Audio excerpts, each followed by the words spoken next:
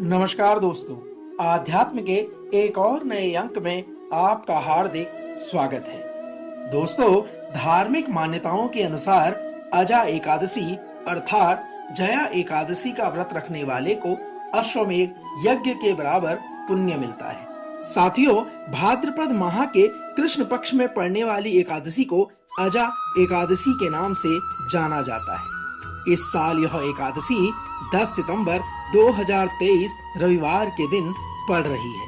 हिंदू धर्म में एकादशी व्रत का बहुत अधिक महत्व होता है। एकादशी व्रत रखने से सभी मनोकामनाएं पूर्ण हो जाती हैं और एकादशी के दिन विधि विधान से भगवान विष्णु की पूजा अर्चना करने से सभी मनोवांछित फलों की प्राप्ति होती है। इसी कड़ी में आज इस अजा एकादशी से जुड़ी हुई पौराणिक कथा का वर्णन हम आपके बीच में करने जा रहे हैं। तो आइए आरंभ करते हैं अजा एकादशी व्रत कथा का महत्व और उससे जुड़ी हुई यह पौराणिक कथा। दोस्तों, एक पौराणिक कथा के अनुसार एक बार अर्जुन ने कहा, हे पुंडरीकाक्ष, मैंने श्रावण शुक्ल एकादशी अर्थात पुत्रदा एकादशी का सविस्तार वर्णन आपके मुखारविंदु से सुना। अब आप कृपा करके मुझे भाद्रपद माह के कृष्ण पक्ष की एकादशी के विषय में भी बतला दीजिए। इस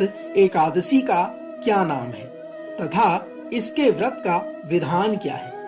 इसका व्रत करने से किस फल की प्राप्ति होती है? कृपया मुझे इस कथा को सविस्तार बताने का कष्ट करें। अर्जुन के इस प्रकार के प्रश्न करने पर श्री कृष्ण ने कहा, हे कुंती पुत्र, भाद्रपद माह के कृष्ण पक्ष की एकादशी को अजा एकादशी अर्थात जया एकादशी कहते हैं। इसका व्रत करने से सभी पाप नष्ट हो जाते हैं। इस लोक और परलोक में मदद करने वाली इस एकादशी व्रत के समान संसार में कोई दूसरा व्रत नहीं है। अर्जुन अपने प्रश्न को आगे की तरफ बढ़ाने लगे। उन्होंने भगवान श्री कृष्ण से कहा, मुझे इससे जुड़ी कोई ऐसी कथा बताने का कष्ट करें। इसको सुनकर किसके दुख हटे, इसको सुनकर किसको किस सुख की प्राप्ति हुई, इसका भी मुझे विस्तार पूर्वक वर्णन कीजिए। भगवान श्री कृष्ण अर्जुन की बात को सुनकर कहते हैं, हे कुंती पुत्र, अब ध्यान पूर्वक इस एकादशी का महात्म्य सुनो और इसका श्रवण करो। मैं तुम्हें पौराणिक काल में भगवान श्री राम के वंश में अयोध्या नगरी में एक चक्रवर्ती राजा हरिश्चंद्र नाम के राजा की कथा सुनाने जा रहा हूँ, जो अपनी सत्यनिष्ठा और ईमानदारी के लिए प्रसिद्ध थे। भगवान श्री कृष्ण कहते हैं, हे कुंती पुत्र, एक बार देवताओं ने इनकी परीक्षा लेने की योजना बनाई। राजा ने एक बार रात्रि स्वप्न में देखा कि ऋषि विश्वामित्र को उन्होंने अपना राजपाट दान कर दिया है। सुबह विश्वामित्र वास्तव में उनके द्वार पर आकर कहने लगे कि तुमने स्वप्न में मुझे अपना राज्य दान कर दिया है। राजा ने सत्यनिष्ठ व्रत का पालन करते हुए संपूर्ण राज्य विश्वामित्र को सौंप दिया। दान के लिए दक्षिणा चुकाने हेतु राजा हरिश्चंद्र को पूर्व जन्म के कर्म फल के कारण पत्नी, बेटा एवं खुद को बेचना पड़ा।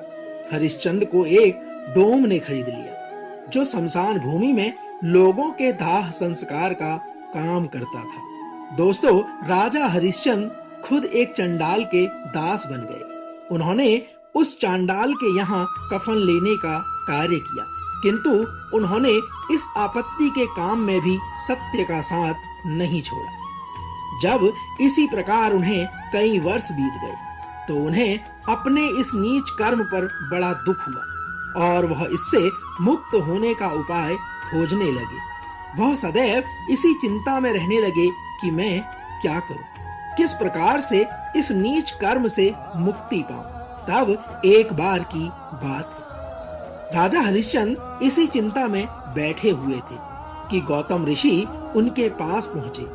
तब राजा हरिश्चंद्र ने उन्हें प्रणाम किया और अपनी दुख भरी कथा सुनाने लगे। दोस्तों, राजा हरिश्चंद्र की दुख भरी कहानी सुनकर महर्षि गौतम भी अत्यंत दुखी हुए और उन्होंने राजा से कहा, हे राजन, भाद्रपद माह के कृष्ण पक्ष की एकादशी का नाम अजा है। तुम उस एकादशी का विधान पूर्वक व्रत करो तथा रात्रि को जागरण करो। इससे तुम्हारे सभी पाप नष्ट हो जाएंगे। साथियों, महर्षि गौतम इतना कहकर वहां से आलोप हो गए। अजा नाम की एकादशी आने पर राजा हरिश्चंद्र ने महर्षि के कहे अनुसार विधान पूर्वक उपवास तथा रात्रि जागरण किया। इस व्रत के प्रभाव से राजा के सभी पाप नष्ट हो गए। उस समय स्वर्ग में नगाड़े बजने लगे तथा पुष्पों की वर्षा होने लगी। राजा हरिश्चंद्र ने अपने सामने ब्रह्मा, विष्णु, महेश तथा देवेंद्र आदि देवताओं को खड़ा पाया। उन्होंने अपने मृतक पुत्र को जीवित तथा अपनी पत्नी को राजसी वस्त्र तथा आभूषणों से परिपूर्ण देखा।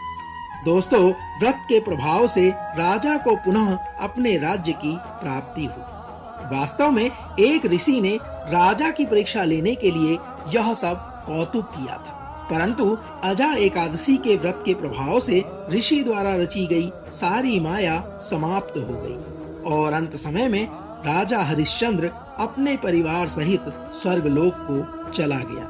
भगवान श्री कृष्ण कहते हैं, हे कुंती पुत्र, यह सब अजा एकादशी के व्रत का प्रभाव था।